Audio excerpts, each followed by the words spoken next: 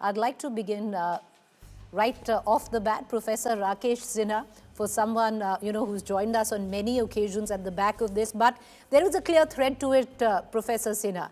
We'd seen it wane a little because we saw that entire pitch for Hindutva right ahead of 2024 elections electorally. If you go by, that didn't quite pay off as much as the BJP would have wanted, and I'm only translating it in electoral terms. You'd say there's a larger civilizational, cultural context to it, but if we limit it to that, now after 4 big back-to-back wins, we see that massive push come again, adding to it a larger cultural subtext.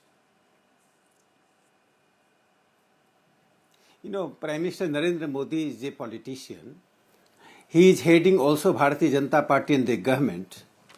That does not mean that we should devalue his all action and vision. India or Bharat, which has been deprived of its basic spirituality by the successive government in the past, not only the colonial government, but the Nehruvian government, Nehruvian and Marxist, they de-emphasize the India's legacies and particularly spiritual legacy. When Prime Minister visits Udupi, the importance of Udupi is not merely a Hindu religious place. The Madhavacharya ji, in 12th century, he has been a philosopher. Indian philosophy is inseparable with the spirituality. You just divide the two and the philosophy would lose its roots. Therefore, the Madhavacharya, I am talking Madhavacharya ji, he wrote 37 works. There are 37 works on Bhagavad Gita, on Mahabharata, on Vedas, his commentaries. Therefore, I consider that the Prime Minister's visit is just to fulfill the hunger of the Hindu society. The deprivation, spiritual deprivation. It is not that the government was not conscious of that, but they were de-Hinduizing the Hindus. And by de-Hinduizing the Hindu, they consider it is a modernity. Westernization is a modernization. That concept became the basic principle and assumption of the Nehruvian and Marxist era. Therefore, I consider that the Hindus of common Hindu masses, just I am ending it, common Hindu masses, their spiritual aspirations being fulfilled by a leader, and I consider Modi would be known in the Indian history as a cultural spiritual warrior who has done something which others could not do. So after thousands of years, there is a ruler who is a missionary not in the jail But Professor Rakesh Sinha, you call him a cultural spiritual warrior, but that cultural spiritual warrior also has a very strong religious subtext to it. You talk about previous successive governments who completely, somewhere down the line overlooked that aspect and tried to pull away India, what is Bharat today to many, away from that core ideology is what you seem to suggest. But many would suggest that previous successive governments stuck to the secular ethos of this country, and there are many examples to suggest the same. That line, Ashutosh, many would suggest between an official person and a personal ideology and an official capacity of the Prime Minister of this country stands blurred today. Preeti, I think what my friend Rakesh Sinha has said, he has used the word cultural warriors. This warrior is an alien word in our culture.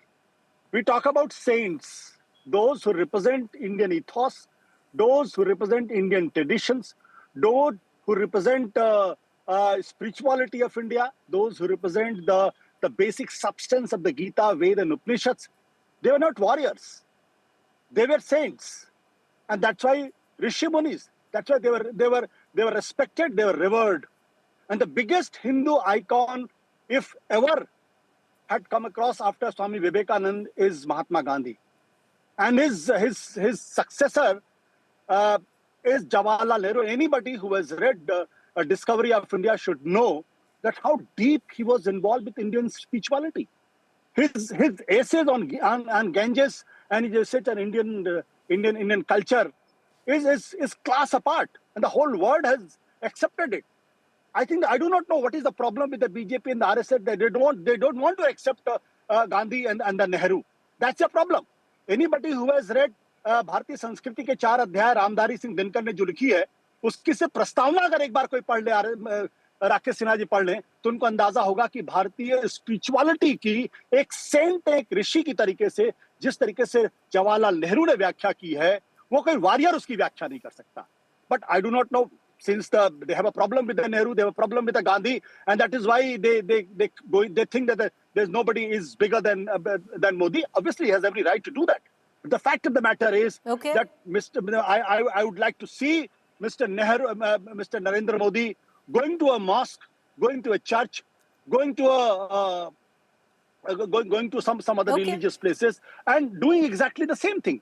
Then that will prove that he has a respect that for will be all true the religion. cultural, spiritual growth is what you're saying. And I'll circle back to you because Ashutosh, many today in the country believe, and we see that electorally as well, that the pendulum has swung so far left at one point of time under the UPA that now this is the law of nature. And you can see that happening. But I'll come back to you, and I want to bring in our other panelists into this conversation. Dushyant Sridhar, with what Ashutosh also touched on, and the question that I had also asked, to Rakesh Sinha, and I'll come back to him, Dr. Sinha, later, is that line has blurred between what is the Prime Minister in his official capacity and what is his personal capacity. Because here you see a Prime Minister who is clearly the mascot of Hindutva, while you don't see him partake in religious, cultural activities of other religion. You don't see, especially maybe the Islamic religion, you don't see that.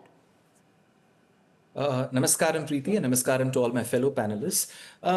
Just my thoughts, I'm an apolitical person, yet I have some opinion about what questions you've asked. One, see, when he spoke about the Macaulay mindset, it is not about English as a language. He has mentioned in quite a few speeches that he is not against the language.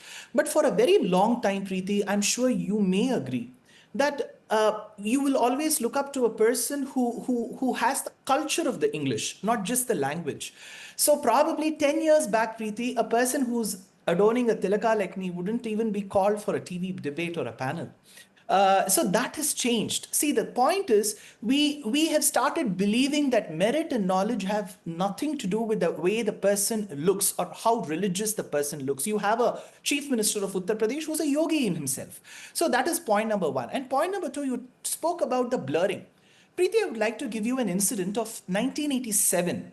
The largest temple, functioning temple of Southeast Asia, Sri Rangam in Tamil Nadu, and the then presiding chief minister, Sri M.G. Ramachandran from a Dravidian party, partook in the event and was presiding over the event. A chief minister in the state of Tamil Nadu called M.G. Ramachandran presiding over a Hindu temple from a Dravidian party was not spoken about, and a person who claims himself to be a part of Hindutva, why shouldn't he participate? Point number two. Point number three, a lot of people who have loved Ram and opposed Ram have had the name Ram. E.V. Ramaswamy Nayakar was Periyar. Ramachandran, M.G. Ramachandran, Siddha Ramaya, N.T. Ramarao. So all the places, the culture, the architecture, the dance forms, everything is associated with the Ramayana. So I feel Prime Minister taking part in the temple event should not be seen with the lens. And for your information, I think when he went to some of the countries of European continent, he did meet with the Pope. He did visit the mosque in the Middle East, if I'm right, I think in UAE or Muscat. He went to a mosque. So what else do we want? What do we want him to lead an event? I'm sure Islam as a religion will not allow him to lead an event which is religious in nature. He's a non-Muslim. I don't think they would allow him.